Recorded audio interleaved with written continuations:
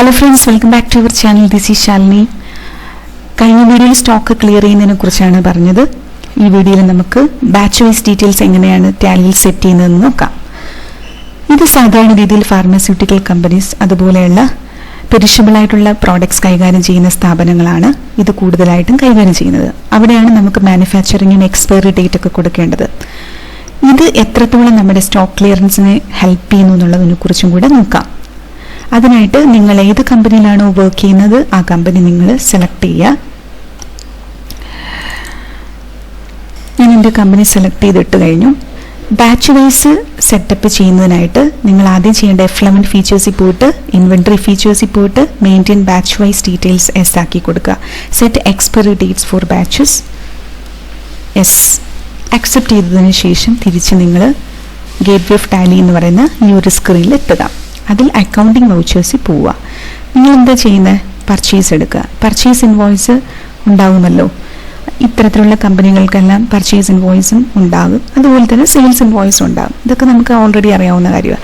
ഇത്തരത്തിൽ purchase invoice കിട്ടുമ്പോൾ നമ്മൾ എന്താ ചെയ്യേണ്ടതെന്ന് പറഞ്ഞാൽ ആ പർച്ചേസ് ഇൻവോയ്സ് പ്രകാരം ഇൻവോയ്സ് നമ്പറും പർച്ചേസിൻ്റെ ഡേറ്റും അതുപോലെ തന്നെ പാർട്ടിയും ഒക്കെ സെലക്ട് ചെയ്ത് കൊടുക്കുക. ഐറ്റം നമുക്ക് ക്രിയേറ്റ് ചെയ്യാം, ഇല്ലെങ്കിൽ ക്രിയേറ്റ് ചെയ്യാം. ഇപ്പം ഞാൻ ഐറ്റം ക്രിയേറ്റ് ചെയ്തു. മരുന്നിന് ഒരു മെഡിസിൻ്റെ പേരാണ്, അപ്പോൾ അത് കൊടുത്തു. അണ്ടർ എന്നുകൊണ്ട് ഉദ്ദേശിക്കുന്നത് സാധാരണ രീതിയിൽ സ്റ്റോക്ക് ഗ്രൂപ്പാണ്. സ്റ്റോക്ക് ഗ്രൂപ്പ് കൊണ്ട് ഉദ്ദേശിക്കുന്നത് ഈ പ്രോഡക്റ്റ് ഏത് കമ്പനിയുടെ പ്രോഡക്റ്റാണ് അല്ലെങ്കിൽ ഇത് ഏത് ബ്രാൻഡിൻ്റെ പ്രോഡക്റ്റാണ്, ഇങ്ങനെയൊക്കെ ഡിഫൈൻ ചെയ്ത് കൊടുക്കാനാണ് നമ്മൾ സ്റ്റോക്ക് ഗ്രൂപ്പ് സാധാരണ രീതിയിൽ ക്രിയേറ്റ് ചെയ്യുന്നത്. അപ്പോൾ സ്റ്റോക്ക് ഗ്രൂപ്പ് ഇവിടെ ഉണ്ട്. ഞാൻ ആ ഗ്രൂപ്പ് സെലക്ട് ചെയ്ത് കൊടുത്തു.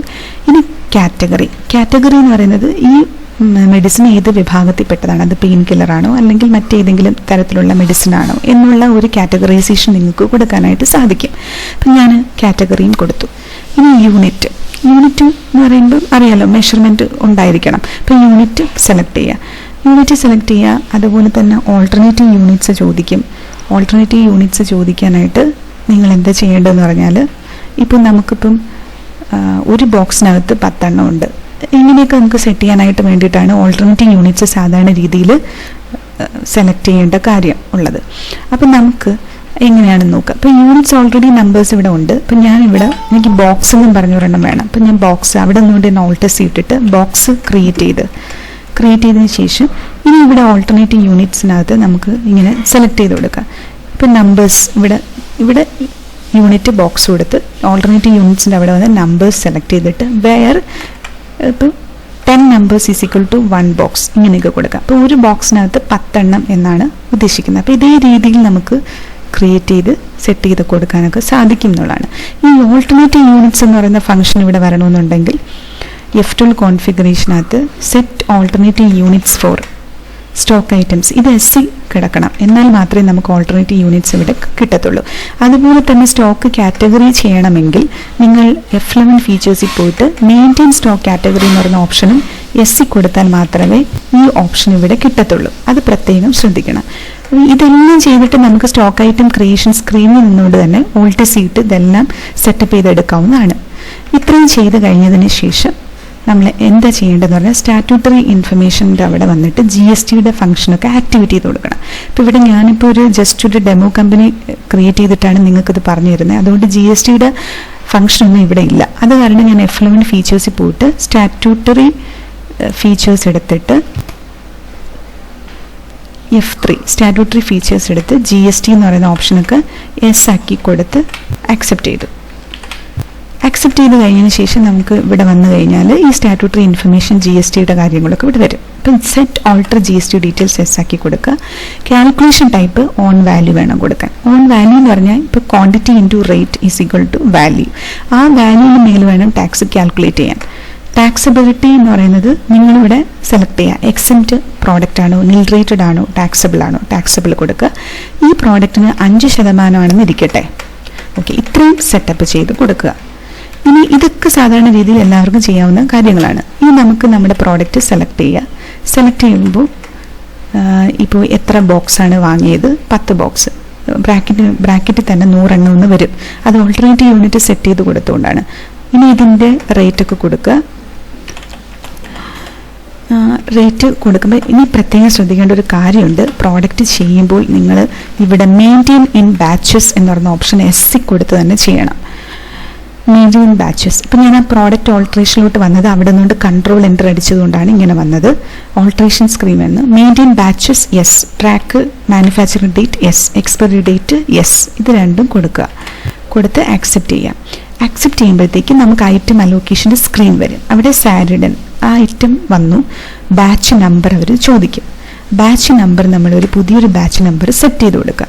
ഇപ്പം ഞാനിപ്പോൾ B⁻01 എന്ന് പറഞ്ഞൊരു ബാച്ച് നമ്പർ, ഈ ബാച്ച് നമ്പറിലാണ് ഈ പ്രോഡക്റ്റ് ഇരിക്കുന്നതെന്നാണ് ഇതിൻ്റെ മീനിങ്. ഇപ്പം നിങ്ങൾക്ക് ക്വാണ്ടിറ്റി എന്ന് പറഞ്ഞപ്പോൾ ഒരു 100, ഇപ്പം 100 ബോക്സ് പർച്ചേസ് ചെയ്തു, അതിൽ 1000 നമ്പേഴ്സിന് താഴെ വരും. റേറ്റ് കൊടുക്കുക. റേറ്റ് കൊടുത്തു കഴിഞ്ഞതിന് ശേഷം മാനുഫാക്ചറിങ് ഡേറ്റ് വരും. എക്സ്പയറി ഡേറ്റ് ഞാനൊരു എക്സ്പയറി ഡേറ്റ് ഇട്ട് കൊടുത്തു. അപ്പം നമുക്ക് മാനുഫാക്ചറിങ്ങും എക്സ്പയറി ഡേറ്റും ബില്ലിനകത്ത് ഇൻവോയ്സിൽ തന്നെ സെറ്റ് ചെയ്യാനായിട്ട് സാധിക്കുന്നത് എന്തുകൊണ്ടാണ്? F11 ഫീച്ചേഴ്സിനകത്ത് നമ്മൾ ആദ്യം മെയിൻറ്റെയിൻ ബാച്ച് വൈസ് ഡീറ്റെയിൽസ് എന്ന് പറയുന്ന ഓപ്ഷൻ SC കൊടുത്ത് സെറ്റ് ചെയ്ത് വെച്ചത് കൊണ്ടാണ്. അതൊന്ന്. അതിൻ്റെ ഇമ്പാക്റ്റ് ഐറ്റത്തിൽ വരണമെന്നുണ്ടെങ്കിൽ ഐറ്റം ക്രിയേഷനകത്ത് നിങ്ങൾ maintain in batches yes, track date of manufacturing yes, use expiry dates yes, ഇത് മൂന്നും നിങ്ങൾ എസ് ആക്കി കൊടുക്കണം. ഇനി ഓൾട്ടർനേറ്റീവ് യൂണിറ്റിൻ്റെ ഒരു പ്രയോറിറ്റി എന്ന് പറഞ്ഞാൽ ഇപ്പോൾ ഇതിൽ കൂടുതൽ, അതായത് സിംഗിൾ യൂണിറ്റ് അല്ല മൾട്ടിപ്പിൾ യൂണിറ്റ് ആണ് പ്രൊവൈഡ് ചെയ്യുന്നതെങ്കിൽ ഇതിൻ്റെ യൂസ് ആവശ്യമാണ്. ഇപ്പോൾ 1 box is equal to 10 numbers ഇങ്ങനെയൊക്കെ നമുക്ക് സെറ്റ് ചെയ്ത് കൊടുക്കാനായിട്ടാണ് ഈ ഓൾട്ടർനേറ്റീവ് യൂണിറ്റ് യൂസ് ചെയ്യുന്നത്. ഓക്കെ, അതിത്രേ ഉള്ളൂ. പിന്നെ കാറ്റഗറി, ഗ്രൂപ്പ് ഇതൊക്കെ നോർമലി സെറ്റ് ചെയ്ത് കൊടുക്കുന്ന പോലെ ചെയ്യുക. ഇനി ഈ ബാച്ച് നമ്പർ അലോട്ട് ചെയ്ത് എക്സ്പയറി ഡേറ്റ് ഒക്കെ കൊടുത്ത് സാധാരണ ചെയ്യുന്ന പോലെ തന്നെ ചെയ്യുക. ഇനി പർച്ചേസ് വരുമ്പോൾ അക്കൗണ്ട് ഡീറ്റെയിൽസ് എല്ലാവർക്കും അറിയാം. പർച്ചേസ് എന്ന് പറയുന്ന ഒരു ലെഡ്ജറാണ് അവിടെ കൊടുക്കേണ്ടത്. ആ ഒരു അക്കൗണ്ടിനെ അഫക്റ്റ് ചെയ്യാൻ വേണ്ടിയിട്ട് കൂട്ടത്തിൽ 5% കൂടെ കൊടുത്തു കഴിഞ്ഞാൽ നമുക്ക് കുറച്ചുകൂടെ എളുപ്പമായിട്ട് സെലക്ട് ചെയ്യാൻ സാധിക്കും. അത് കൊടുത്ത് കഴിഞ്ഞതിന് ശേഷം GST ആപ്ലിക്കബിൾ SC കൊടുക്കുക. സെലക്ട് ഓൾട്ടർ GST ഡീറ്റെയിൽസ് അതും SC കൊടുക്കുക. നേച്ചർ ഓഫ് ട്രാൻസാക്ഷൻ ടാക്സബിൾ ആണ്, പർച്ചേസ് ടാക്സബിൾ അവിടെ സെലക്ട് ചെയ്യുക. ഇൻ്റഗ്രേറ്റഡ് ടാക്സിൻ്റെ അവിടെ വന്ന് 5% അത് കൊടുക്കുക. എന്നിട്ടിത് type of supply goods select ചെയ്യുക. സർവീസ് അല്ല, ഗുഡ്സ് ആണ്. നമ്മളിത് വാങ്ങി വിൽക്കുന്ന ഒരു ഫാർമാസ്യൂട്ടിക്കൽ കമ്പനിയാണെന്ന് കരുതുക. ഇനി ക്ലാസിഫിക്കേഷൻ നേച്ചർ എന്ന് പറയുന്നത് പർച്ചേസ് ടാക്സബിൾ സെലക്ട് ചെയ്യുക. ഇനി അടുത്ത് നിങ്ങൾ സെലക്ട് ചെയ്യേണ്ടത് എന്താ? ടാക്സ് കൊടുക്കണമല്ലോ. അപ്പോൾ ടാക്സ് ഇല്ലെങ്കിൽ നിങ്ങൾ ഇവിടെ നിന്നുകൊണ്ട് ക്രിയേറ്റ് ചെയ്യുക. Input SGST at 2.5 comes under duties and tax. Type of duty GST. SGST ആകുമ്പോൾ സ്റ്റേറ്റ് ടാക്സ് ആണ്. ഇത്രയേ ഉള്ളൂ. ഇത് ആക്സെപ്റ്റ് ചെയ്യുക. ഇനി input CGST at 2.5% comes under duties and tax. Type of duty GST. Central tax select ചെയ്യുക. ഇത്രയേ ഉള്ളൂ. അപ്പോൾ ഈ രീതിയിൽ ചെയ്യുക. ഇത് ആക്സെപ്റ്റ് ചെയ്യുക. ഇത്രയേ ഉള്ളൂ. ഇനി അടുത്ത് എന്താ ചെയ്യേണ്ടത്? ഇതിൻ്റെ ഇമ്പാക്റ്റ് എന്താണെന്ന് നമുക്ക് നോക്കാം. സ്റ്റോക്ക് സമ്മറി പോയി കഴിഞ്ഞാൽ നമ്മുടെ ഗ്രൂപ്പ് ഇവിടെ ഡിസ്പ്ലേ ചെയ്ത് അത് വെച്ച് ഡ്രിൽ ഡൗൺ ചെയ്ത് കഴിഞ്ഞാൽ പ്രോഡക്റ്റ് കാണാൻ പറ്റും. 100 ബോക്സ് എന്ന് കാണിക്കുന്നുണ്ട്. ഇനി F12 പ്രസ് ചെയ്ത് കഴിഞ്ഞാൽ നമുക്ക് show using alternative unit SC കൊടുക്കുക. Show manufacturing date and expiry date ഒക്കെ കൊടുത്തു കഴിഞ്ഞാൽ അതിനനുസരിച്ച് ഇവിടെ ഡിസ്പ്ലേ ആവാം. ഓൾട്ടർനേറ്റീവ് യൂണിറ്റ് ഒക്കെ ഇവിടെ ഡിസ്പ്ലേ ചെയ്ത് വരും. ഇവിടെ ഒന്നുകൊണ്ട് ഡ്രിൽ ഡൗൺ ചെയ്ത് പോയി കഴിഞ്ഞാൽ അതിൻ്റെ ആ സ്റ്റോക്ക് വൗച്ചർ സ്ക്രീനിലോട്ട് നമുക്ക് കാണാൻ പറ്റും. ഇവിടെ ഇൻവേർഡ് വരുന്നുണ്ട്, ഔട്ട്വേർഡ് ഒന്നും വന്നിട്ടില്ല. ഇവിടെ ക്ലോസിങ്. ഇൻവേർഡ് 100 ബോക്സ് വന്നു. ഇനി ഇതിനകത്ത് നിന്ന് നമുക്ക് ഈ ലോട്ടിൽ നിന്ന് പോയി, അപ്പോൾ ഈ ലോട്ടൊക്കെ പ്രത്യേകം നമുക്ക് എടുത്തു വെച്ച് നോക്കാനായിട്ട് പറ്റും. ഇപ്പം ഞാൻ സ്റ്റോക്ക് സമ്മറിയാണ് എടുത്തത്. ഇനി ഡിസ്പ്ലേ പോയിട്ട് ഇൻവെൻട്രി ബുക്ക് എടുത്തു കഴിഞ്ഞാൽ നിങ്ങൾ ഈ ബാച്ച് ഒന്ന് സെലക്ട് ചെയ്ത് കഴിഞ്ഞാൽ നിങ്ങളുടെ ബാച്ചിനകത്ത് കൊടുത്ത പ്രോഡക്റ്റ് ഇവിടെ വരും. അത് സെലക്ട് ചെയ്യുക. ആ ബാച്ചും ഇവിടെ ഡിസ്പ്ലേ ചെയ്യും. അപ്പോൾ നിങ്ങൾക്ക് ഈ ബാച്ചിൽ ഇത്ര പ്രോഡക്റ്റ് വന്നു എന്നുള്ളത് നമുക്ക് മനസ്സിലാക്കാൻ പറ്റും. അത് ഒരു അഡ്വാൻറ്റേജ് ആണ്. ഇനി ഈ ബാച്ചിനകത്ത് നമുക്ക് പ്രോഡക്റ്റ് മൂവ് ചെയ്യണം. ഇനി നമ്മുടെ അടുത്ത സെക്ഷൻ എന്താണ്? സെയിൽസ് ആണ്. അപ്പോൾ ഇൻവോയ്സ് എങ്ങനെയാണെന്ന് നോക്കുക. സെയിൽസ് എടുക്കുക. ഇനി നിങ്ങൾ ഡിഫൈൻ ചെയ്യണം, നിങ്ങളത് B2C ആണോ B2B ആണോ എന്നുള്ളത് ഡിഫൈൻ ചെയ്ത് കൊടുക്കുക. അത് മനസ്സിലാക്കുകയാണല്ലോ. B2C ആണെങ്കിൽ നമുക്ക് GST നമ്പറിൻ്റെ ആവശ്യമില്ല, B2B ആണെങ്കിൽ GST നമ്പർ ആവശ്യമുണ്ട്. അപ്പോൾ റെഫറൻസ് നമ്പർ, ബിൽ നമ്പർ കൊടുക്കുക, പാർട്ടി സെലക്ട് ചെയ്യുക, കസ്റ്റമർ കൊടുക്കുക, സൺട്രി, ഡെറ്റേഴ്സ്. അപ്പം ഞാനിത് ഓൾറെഡി GST ഇൻവോയ്സ് ഒക്കെ കൈകാര്യം ചെയ്യുന്നവർക്ക് വേണ്ടിയിട്ടാണ് ഇത് പറഞ്ഞു തരുന്നത്, ബാച്ച് എങ്ങനെ സെറ്റപ്പ് ചെയ്യാം എന്നുള്ളതിനെക്കുറിച്ച്. ഐറ്റം സെലക്ട് ചെയ്ത് കൊടുക്കുക. ഐറ്റം സെലക്ട് ചെയ്യുമ്പോൾ തന്നെ ലിസ്റ്റ് ഓഫ് ആക്റ്റീവ് ബാച്ചസ് വരും. അപ്പം ഈ ബാച്ച് നമ്പറിൽ നിന്ന് വേണം മൂവ് ചെയ്യാൻ. അപ്പം ഈ ബാച്ച് നമ്പറിൽ ഓൾറെഡി 100 ബോക്സ് ഉണ്ട്. അപ്പം നമ്മൾ ഇതിനകത്ത് നിന്ന് 20 ബോക്സ് മൂവ് ചെയ്യുകയാണ്. അപ്പം അതിൻ്റെ റേറ്റും ഒക്കെ ഫിക്സ് ചെയ്ത് കൊടുക്കുക. അപ്പോൾ ഓട്ടോമാറ്റിക്കായിട്ട് തന്നെ എക്സ്പയറി ഡേറ്റ് ഒക്കെ വരും. 36 എക്സ്പയറി ഡേറ്റ്. ഈ എക്സ്പയറി ഡേറ്റ് കഴിഞ്ഞാൽ പിന്നെ ഈ പ്രോഡക്റ്റ് ഒന്നും നമ്മുടെ സ്റ്റോറിൽ കാണാൻ പാടില്ല. അത് ക്ലിയർ ചെയ്ത് മാറ്റണം. സ്റ്റോക്ക് ക്ലിയറൻസ് നടത്തണം. ഏത് വഴി സ്റ്റോക്ക് ക്ലിയറൻസ് നടത്താം? ഫിസിക്കൽ സ്റ്റോക്ക് വഴി നമുക്കത് ക്ലിയർ ചെയ്യാം. അതാണ്. അപ്പോൾ ഈ പറയുന്ന പോലെ ക്വാണ്ടിറ്റിയും റേറ്റും ഇതെല്ലാം കൊടുത്തു കഴിഞ്ഞതിന് ശേഷം ഈ അക്കൗണ്ട് ഡീറ്റെയിൽസ് അവിടെ സാധാരണ രീതിയിൽ എന്താണ്? സെയിൽസ്. അപ്പോൾ സെയിൽസ് അറ്റ് 5 കൊടുക്കുക, പെർസെൻറ്റേജ് കൊടുക്കുക, comes under sales accounts. GST applicable as GST details, yes. Sales taxable ആണ് ഇവിടെ സെലക്ട് ചെയ്യേണ്ടത്, 5%. ഗുഡ്സ് ആണ് ഇവിടെ സെലക്ട് ചെയ്യേണ്ടത്, അക്സെപ്റ്റ് ചെയ്യുക. ഇവിടെ ക്ലാസിഫിക്കേഷൻ നേച്ചർ, സെയിൽസ്, ടാക്സബിൾ. ഇനി ഇവിടെ നമ്മൾ കൊടുക്കേണ്ട ഔട്ട്പുട്ടാണ്.